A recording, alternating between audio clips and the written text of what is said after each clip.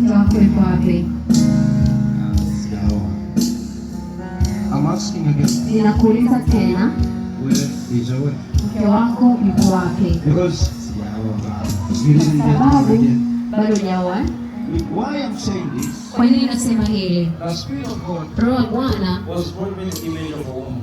ameniletea taswira au sura ya mwanamke. And I saw a woman Na nikaona mwanamke living together. ambaye unaishi naye, Living together. mnaishi pamoja, Not now.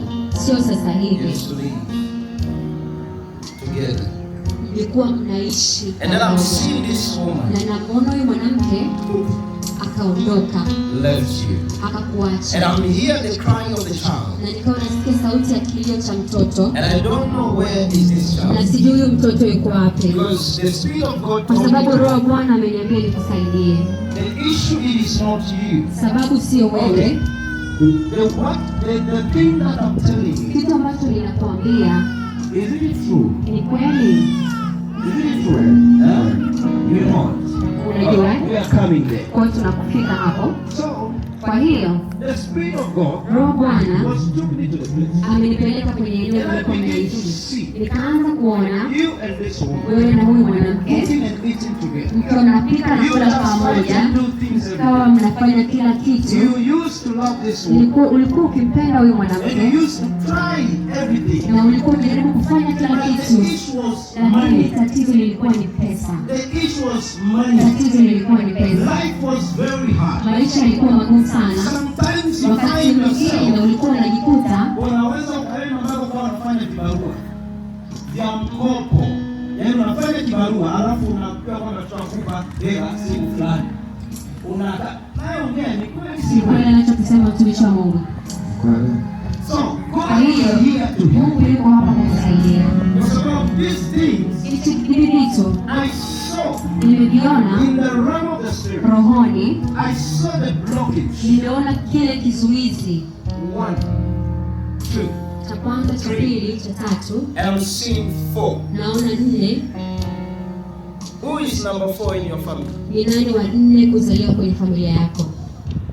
In your family, in your father family. Kwenye upande wa baba yako, nani mtoto wa Because 4? I'm seeing this is broken 1, 2, 3. Every person in his life is very hard.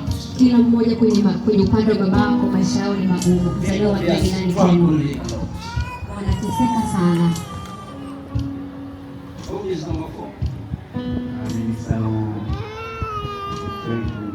Where is he? Ako wapi? What is he doing? Anafanya nini kule? Kwa sasa hivi alimaliza ila kazi hajafanya.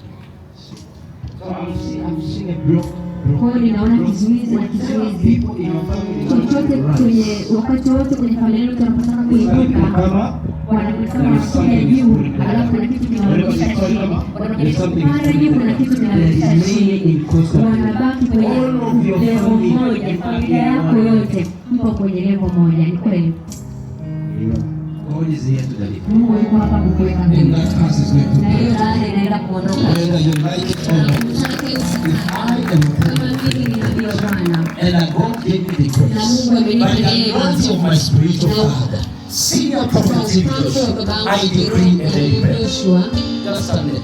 simama tu hapo. There goes. Hapo. Asante Roho Mtakatifu, inua mikono yako juu.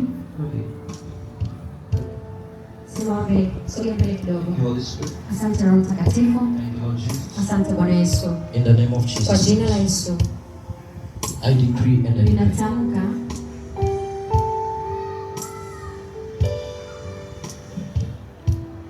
Every curse kila laana in your family kwenye familia yako is going to be seized. inaenda kufika mwisho sasa.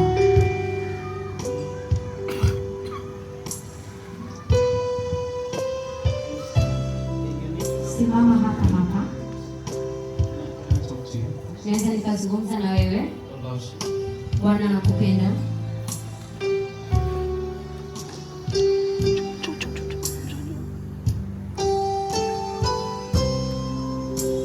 Don't bother about relationship issues Usikuwe na wasiwasi kuhusiana na mahusiano, because kwa sababu God wants you to be Mungu anataka to serve Him.